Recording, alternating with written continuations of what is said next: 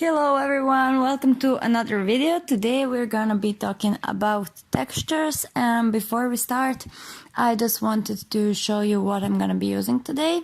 Actually, we're gonna be making textures from watercolor background with paint markers.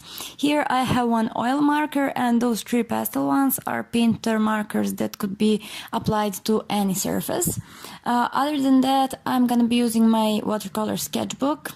You can see that it has 60 sheets with 160 grams per meter, and I have here permanent marker with regular black ink pen, gel ink pen.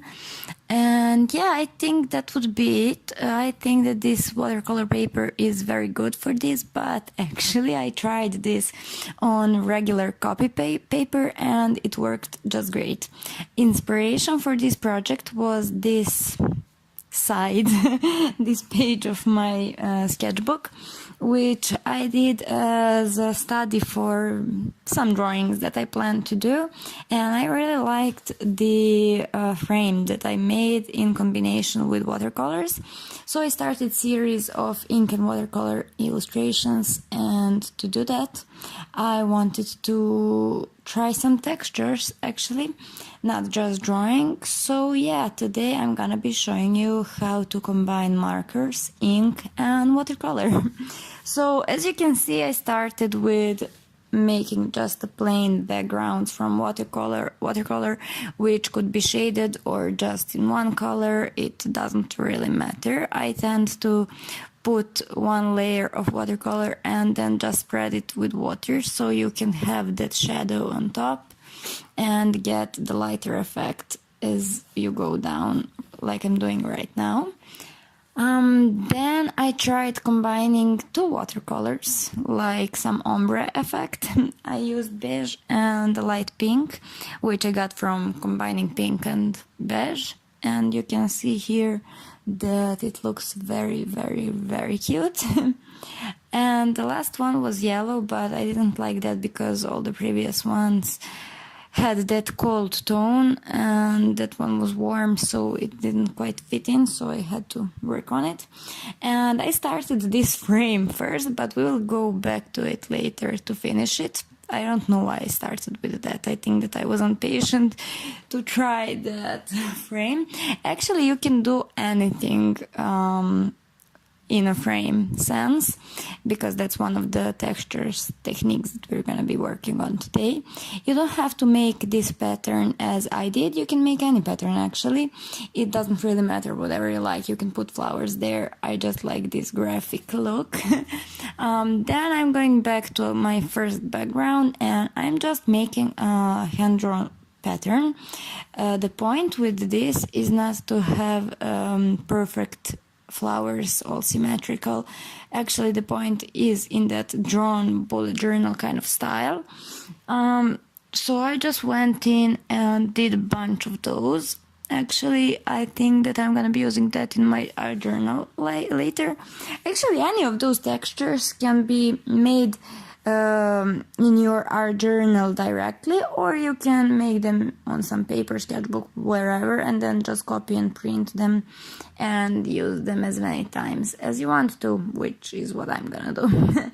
Yeah, so I made that, and also this practice could be just a way to fill your sketchbook, as also is in my sketchbook. I mean, it is a study and I am gonna copy it for my art journal, but it's a great way to fill my sketchbook with something other than my drawings and studies. This is nice break-in your sketchbook, if you can say it that way.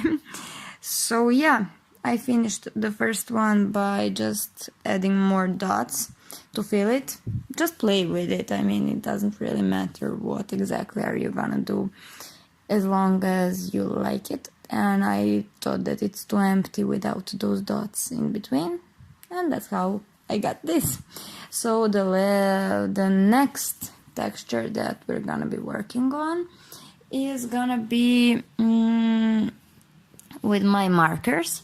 As I said previously, those markers can be applied to any surface, actually, and I just love them. I wasn't quite happy how they look on watercolor, but I think that it's because I didn't shake them enough. Anyway, those markers should be shook very good. And then just go over and make some abstract art. I just didn't want this to be any figural expression, just a bunch of lines, which in the end, when you finish them up with a ink pen, will get that kind of a finished look. I have no idea what's happening with watercolor and ink, but always ink, when you finish your pieces with it, gives that perfect finished look, polished look.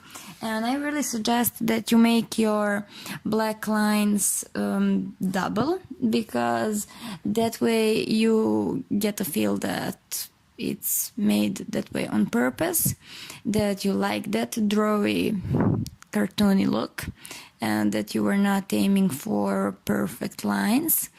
And actually this was one of my favorite textures, and I am so sorry that it's not looking good on YouTube. I wish that you could see how beautiful that one was and how useful it is for art journaling. Now I just went in and added more marker strips. The next technique is actually gonna be Zentangling.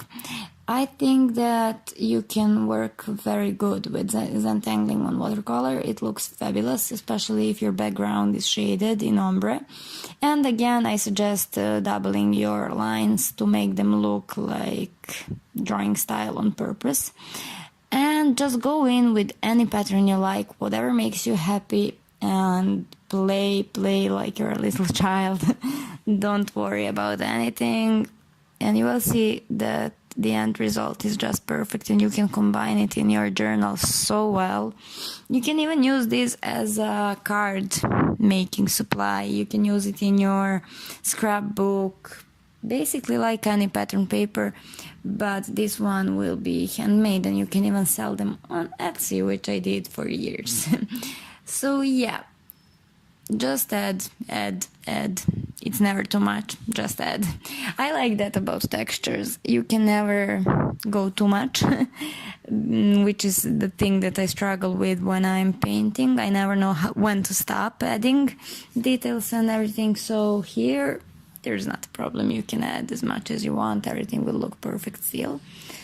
Then I think that you can just cut this, but I like this shape of watercolor that is not quite straight. I like those splashes in the end, so if you could cut around those, that would be really cool. Anyway, my sketchbook took really well this ink and watercolor play, if you could say that. Yeah, and then I just added some spirals, and I could go on all day with Zentangling. For one part of my life, that was actually all I was drawing, a whole day, each day, just Zentangling, and it was really fabulous. I loved it. And yeah, the next technique is, I think, my favorite, because when I was younger, I always thought that things need to be very complicated in order to look good.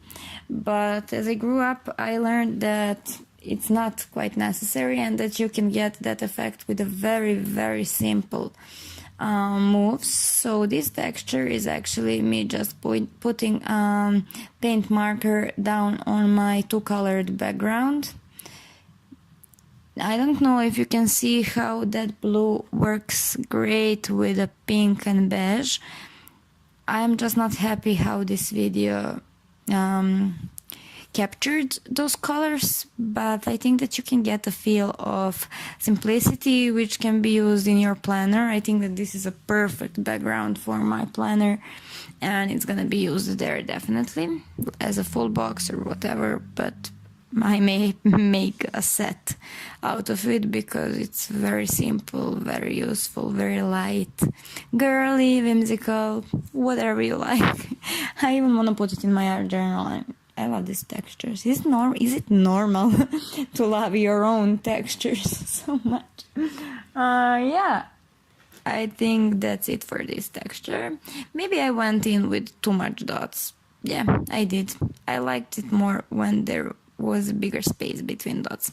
Anyway, the last one is again combining watercolor marker and inks, just to show you that it can work fabulously.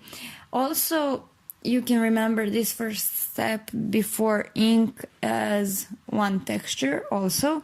I think that you don't have to add anything to this orange and green, but I like to add. I just like, as I said, that finished look when ink comes in. I think that ink makes everything look polished and perfect.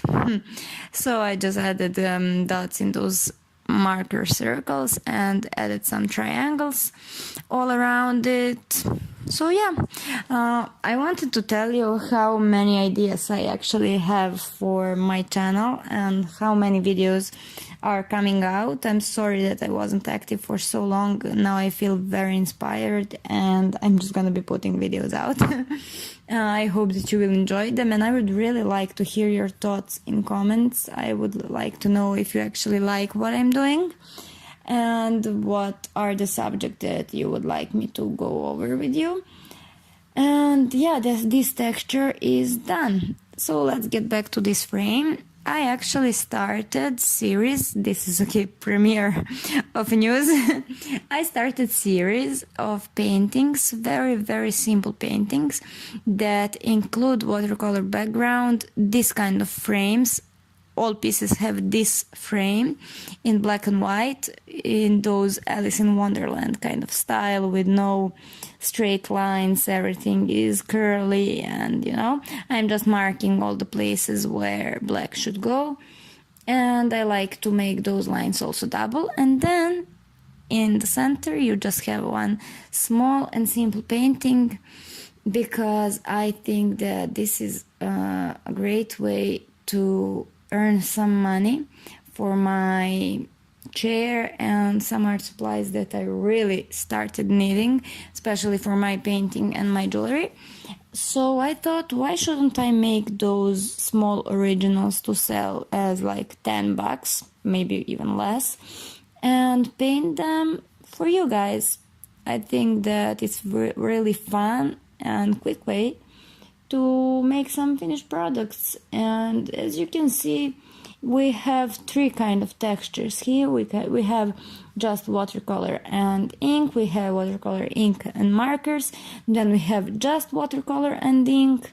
You can make patterns, Zentangling, abstract art, and you can even make paintings on watercolor background with a simple frame texture. So I hope that you liked this video. If you did, please subscribe to my channel, and I hope that I will see you soon, guys. Bye bye.